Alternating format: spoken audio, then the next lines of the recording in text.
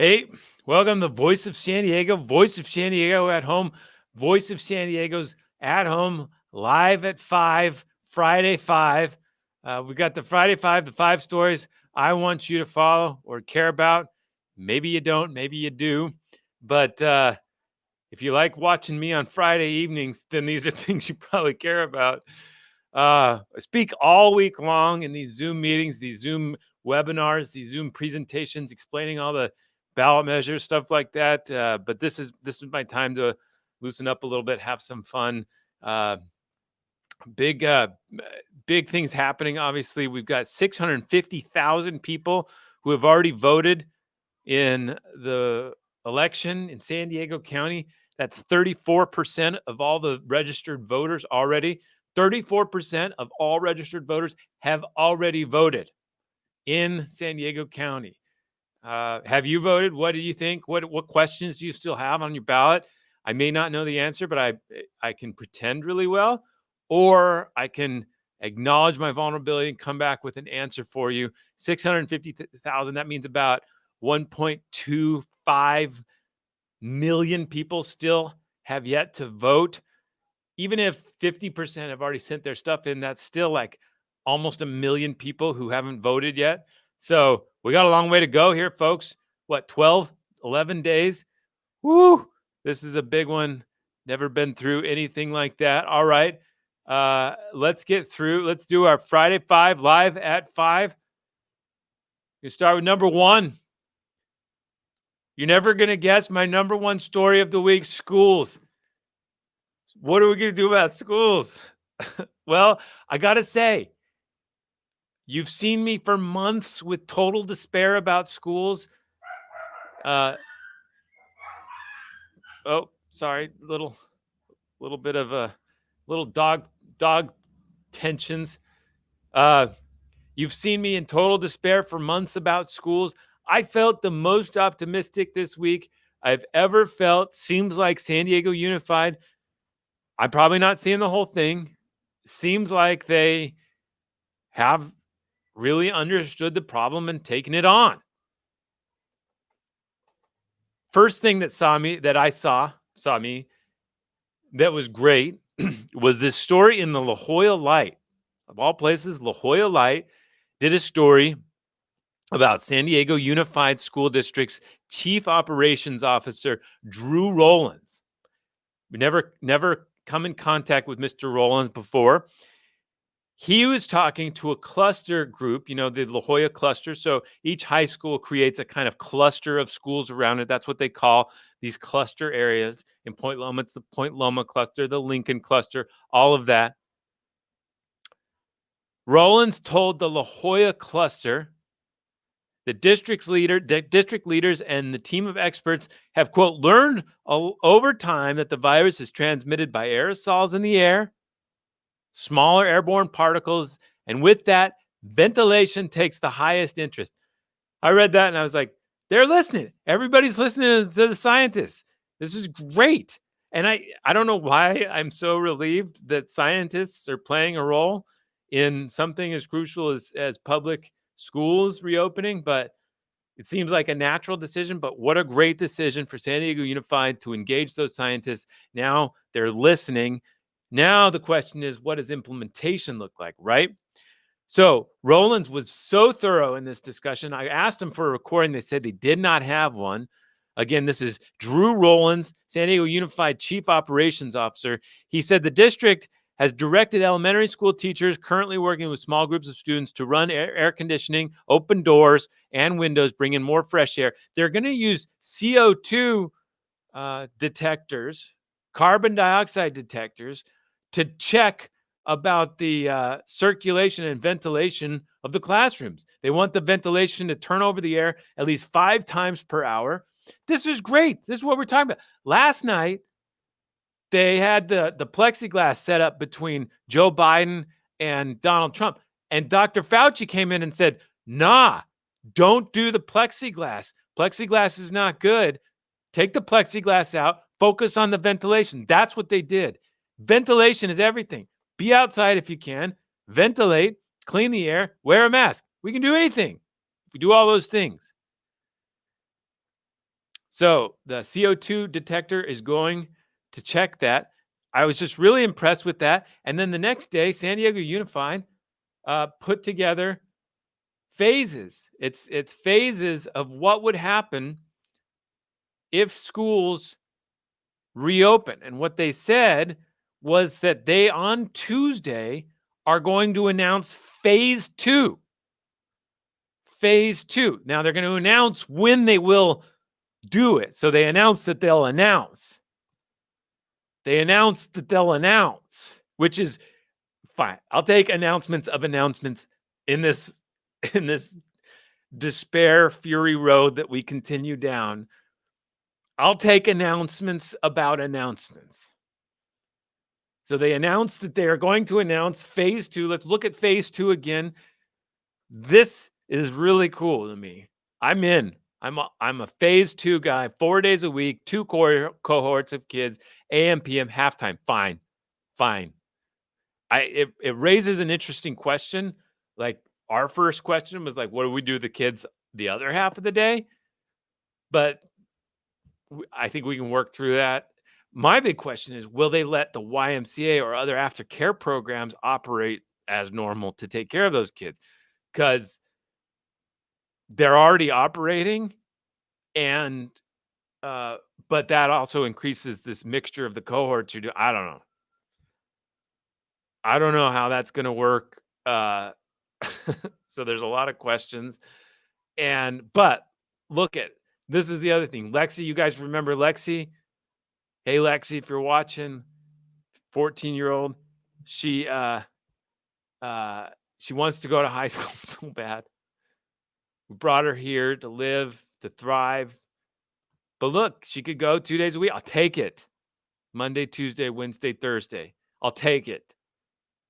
Phase 2 is like Paradise Island. It's like a mirage. Yes, take me to phase 2. All we got is an announcement of an announcement, but I'm in. Now there's a couple of red flags, if you will. A couple red flags. Red flag 1. They want to wait till after Tuesday's announcement of the current state of the coronavirus in San Diego. There's a chance, of course, as we've been flirting with for the last few weeks, that we go up to the purple level. That would be odd timing to announce plan to reopen. So I'm a little worried that it's not going to be a good announcement about the numbers. And then this announcement's going to be like, we would have done it. Phase 2 looked cool, huh? But I'm choosing to be hopeful. Look, this is the right approach. Have a sound scientific approach for how you reopen. Be able to explain it like COO Drew Rollins has here in a way that people understand. Be able to prove that that's what you're going to carry out. You understand the disease and you know what you're going to do about it. Not show like plexiglass, not theater. Actually understand the disease and actually be able to explain what you're doing to control it. And then actually be able to do that. Those are the 3 steps. That's the 3 steps to trust in public schools. God, I hope them well. I wish them well. I'm with you. That's our number 1 story of the week. Also, we did a story about sports. Ashley McGlone did a story about how some parents are taking their kids to Arizona to play games for their soccer and stuff, and what that costs, how hard that is, and how it's probably leaving behind kids who can't afford to do that. Yuma's gouging us. Yuma's like, it's our time. We're raging in Yuma now. Kim Prather's here. Hey, Kim. Yes, I don't know what you were saying yes about, but I can imagine Kim Prather. We'll have her on. All right, the youth. Let's think about the youth in this situation. I understand there's a lot of things to think about, but let's think about the youths and not the adult entertainment facilities or whatever. All right. Should we do number 2? Numero dos.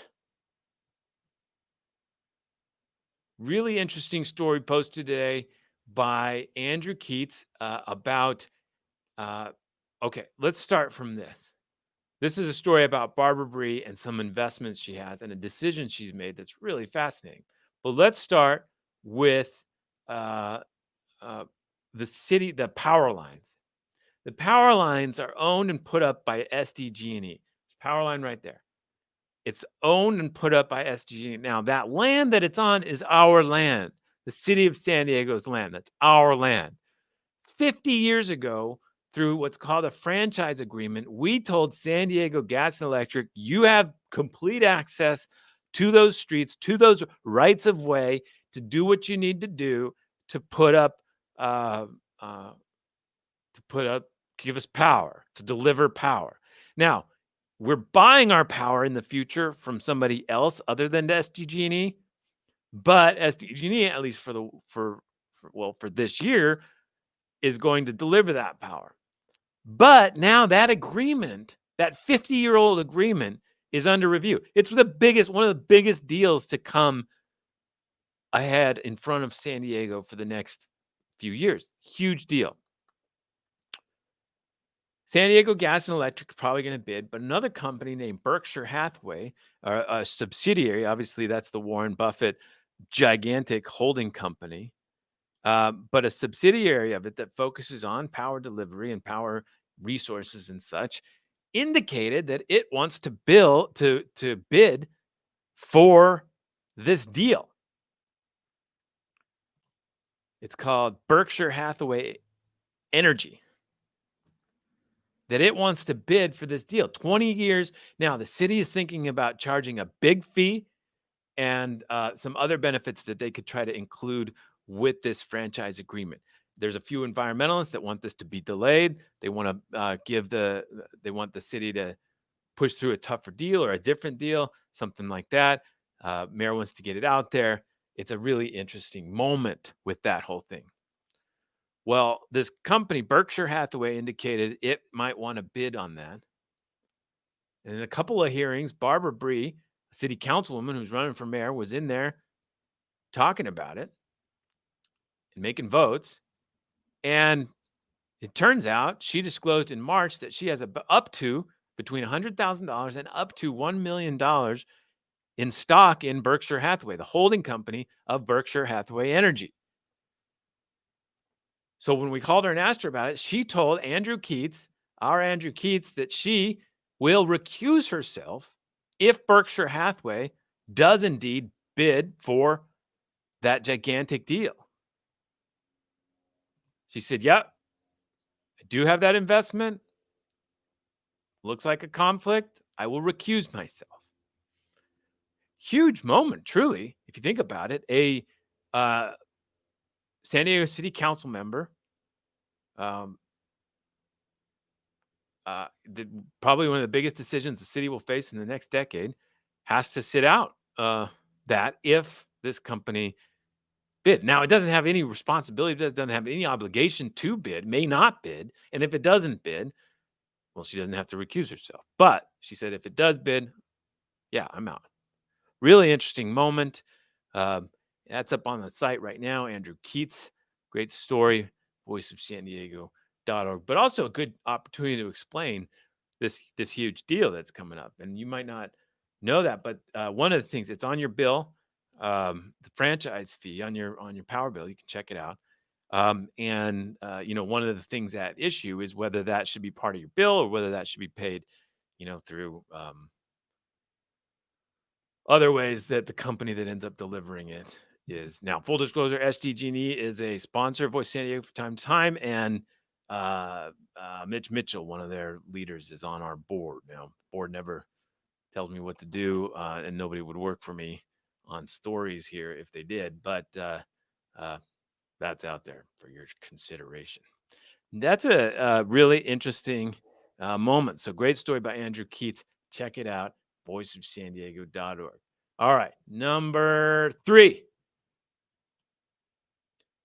Mailers. Oh, no, wait. This is the County Board of Supervisors. And Jesse Marks at our Jesse Marks, did a story this week about what the Republicans would do if they retain control of the county board of supervisors. And we've talked about this a lot. There's 5 county supervisors. There's election for 3 of them. One of them is definitely going to Democrats because there's 2 Democrats running. One of them is definitely going to Republicans because there's 2 Republicans running. But the third, District 3, is between a Democrat and a Republican. So Kristen Gaspar up there in the top right, she's running against Tara Lawson Remer, a Democrat. Now, if Tara Lawson Remer is somehow able to win that, then she will join with the other 2 Democrats as a majority on the county board of supervisors, and that'll have major impact on social issues, social spending, all kinds of priorities the board has, everything from how prisoners or jail residents get health care to questions of whether the county invests in housing projects or homeless services or addiction versus whatever. It's going to be a really interesting debate. Also, at the heart of it, of course, is what the county does to provide pay and benefits to its employees who feel like they're underpaid. Really big discussions going forward, and then whether the Republicans are in charge or not. So Jesse Marks did a story this week about what. So we did one about what the Democrats would do if they get in charge, but I don't think people are talking enough about what happens if the Republicans retain this. Because so you have 2 relatively moderate Republicans, Diane Jacob and Greg Cox, 2 Republicans, by the way, who have helped make Nathan Fletcher as prominent as it has been on the board of supervisors. They are leaving. They are out. So Diane Jacob and Craig Cox are out. They will be replaced by either Joel Anderson and Steve Voss, or the 2 Democrats on the South Bay seat, Nora Vargas and Ben Wayso. So if Voss comes on board, Gaspar wins re-election, and then Jim Desmond, the other Republican on the board, that could be a very conservative board, maybe the most conservative board we've seen in the county's recent history. I mean, the Republicans on that board were never like movement conservatives. They were, just kind of didn't like spending money on welfare kind of people. And so they are, that's a big switch no matter what. So we've talked about the left switch. The right switch is just interesting. I highly recommend going and seeing Jesse's story about what Republicans say they'll do if they keep control of the board of supervisors. He pieced together a lot of their remarks and debates and discussions online and on TV, and just what they told him.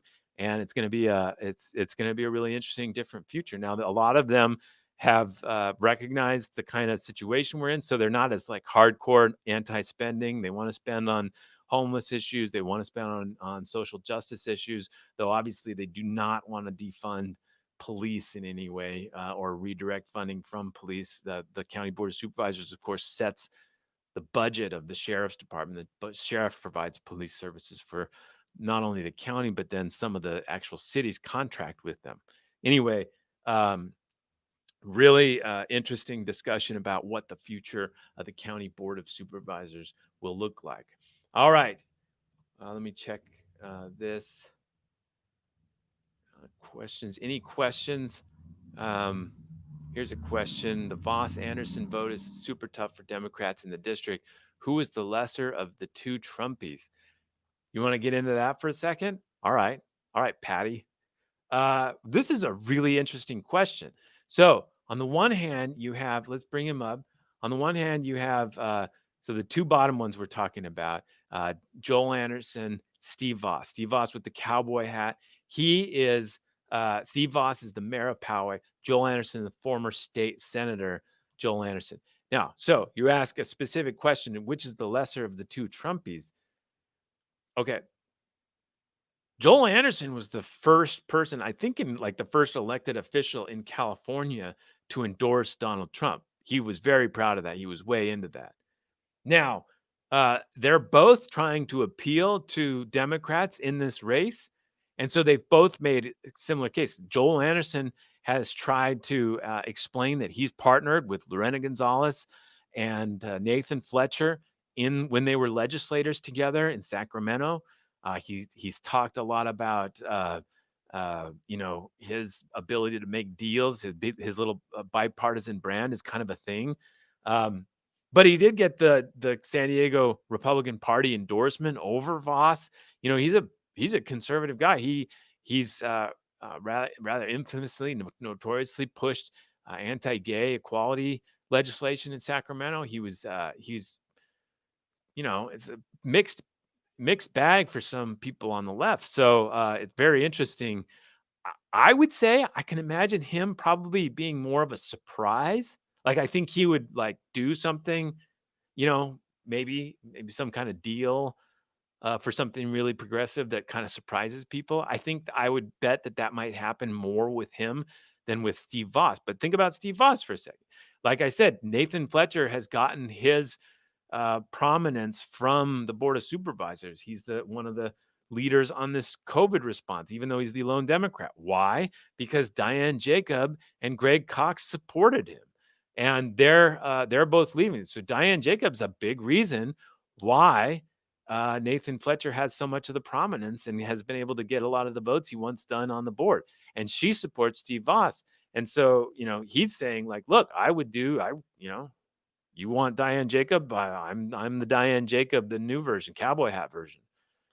And he's like, he's run the San Diego Association of Governments in a way that, he's one of the guys that hired Hassan Akrada. I mean, he's so it's kind of, I don't know how, if you're a liberal perspective there, I wouldn't know what to say to do. It's a really interesting question. So they're both fighting fierce, mean discussion out there.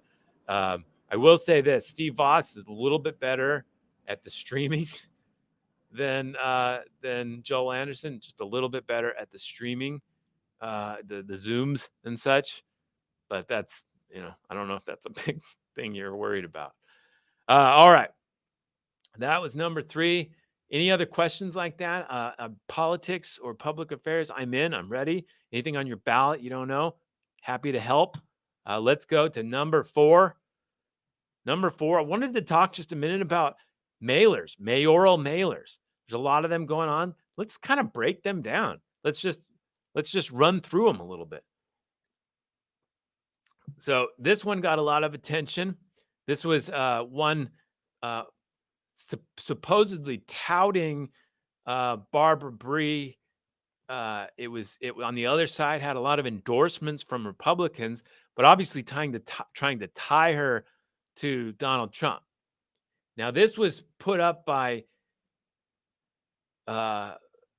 supporters of Todd Gloria, who sent that not to people who would like that she was united with Donald Trump or whatever, which she's not. That's ridiculous. She's far more Hillary Clinton. I think she's like friends with Hillary Clinton than Donald Trump. She is not Donald Trump.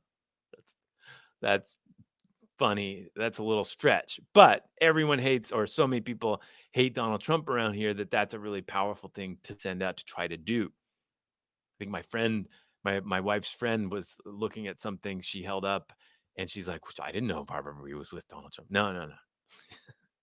There's things you can criticize her about, but that's not really a tie that's going to work. Anyway, she was so upset about this that she ended up having a press conference talking about all the Republican support she actually has.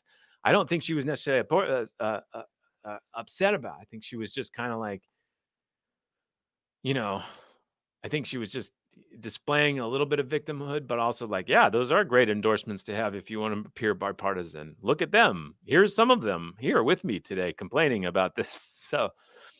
So that is the Republican mailer for Barbara Bree sent to Democrats to make Democrats be mad at her. It's called Wrong Universe mailer, I think, is what some of the consultants are labeling that sort of thing. But this would be Right Universe. So here's Barbara Bree was getting smeared as a Republican supporter.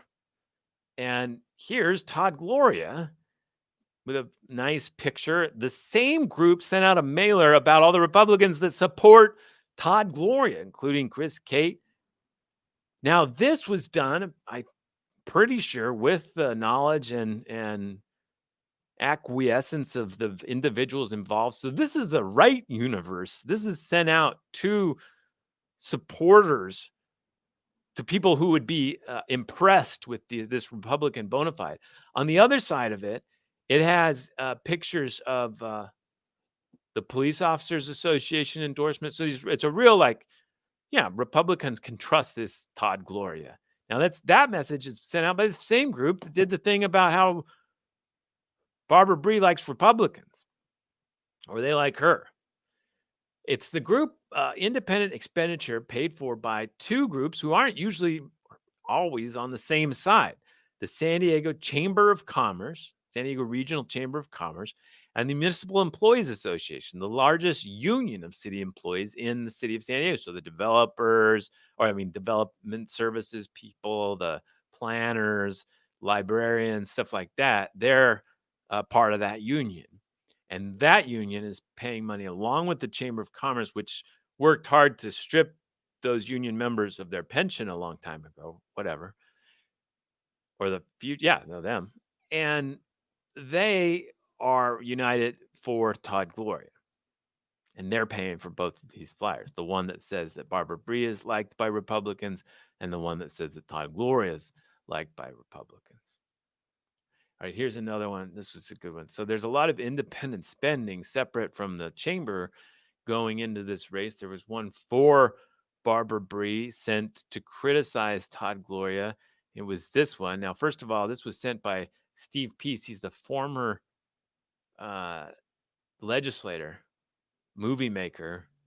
He's got a kind of rogue role in San Diego politics. He's got his hands in a lot of different causes, and gets really fiery about debates. Has a lot of theories, and he supported this mailer sent out about Todd Gloria and the downtown, you know, cabal that he runs with. And this was that. So it was kind of like a picture of the inside of Steve Peace's brain. There's Todd Gloria at the top, like this family leader, and you've got these arrows and money, and that's, and then Todd's scowling. There's the Municipal Employees Association, Michael Zucchet. There's Scott Sherman in there for some reason. Not quite sure what the link is. So that's support. If you get that one is Steve Peace with an independent expenditure in support of Barbara Bree. So those are the mailers going on. It's a really interesting time for mailers. Do you have any question about how mailers work? Yeah. Killer Tomatoes. You're right, Patty. That's Steve Peace.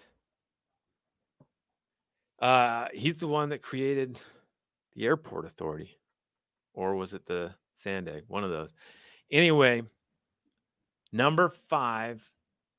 This is a good one. I took suggestions from some people in the audience. Dave Rowland from Council President Georgette Gomez's office highlighted a unique program.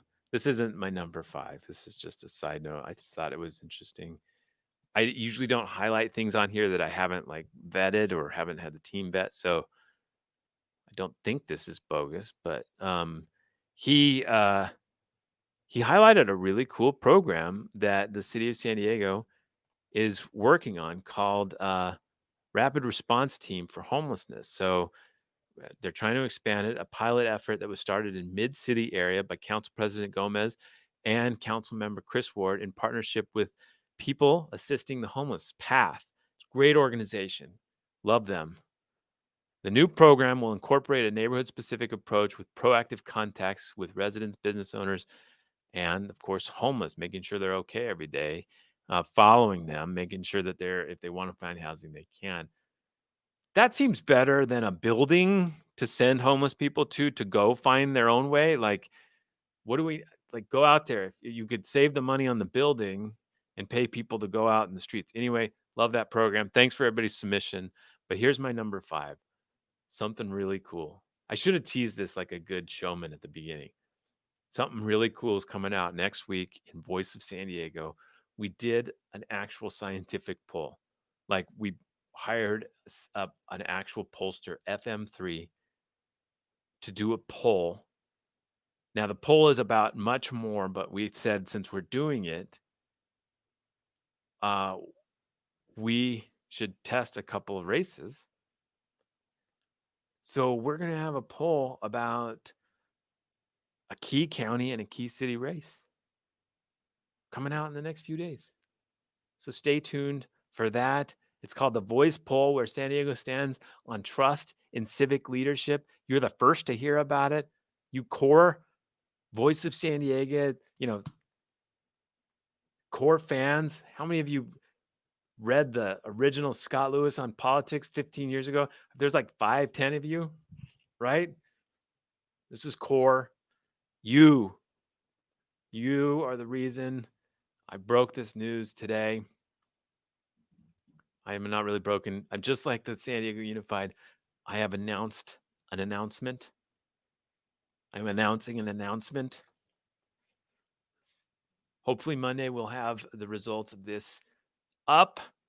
Very excited about it. Very excited about what we're calling the Voice Poll, where San Diego stands on trust in civic leadership.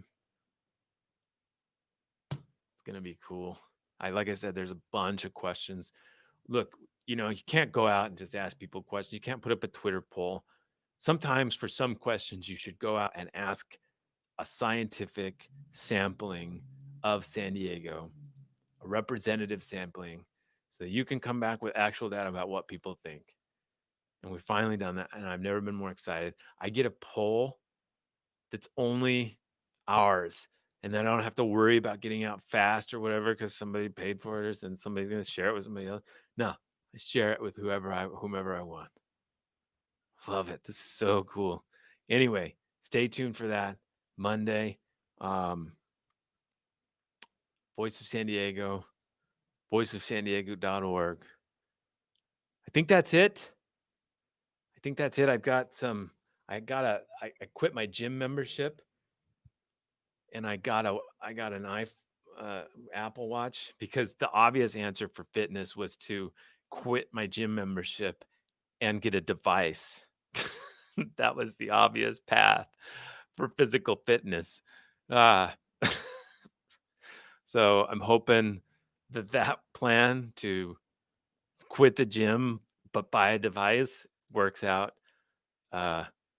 Wish me luck, but that means I got to go stand or something in a minute. Anyway, thank you all for your support and for following Voice of San Diego at home. Check it out next week. We're going to have a lot of information over the next few weeks about how people feel about this recovery we're going through. Everything. It's going to be so good. Thank you all, and we'll talk to you on Wednesday. Just like 11 more days. We can do this. Have a good night.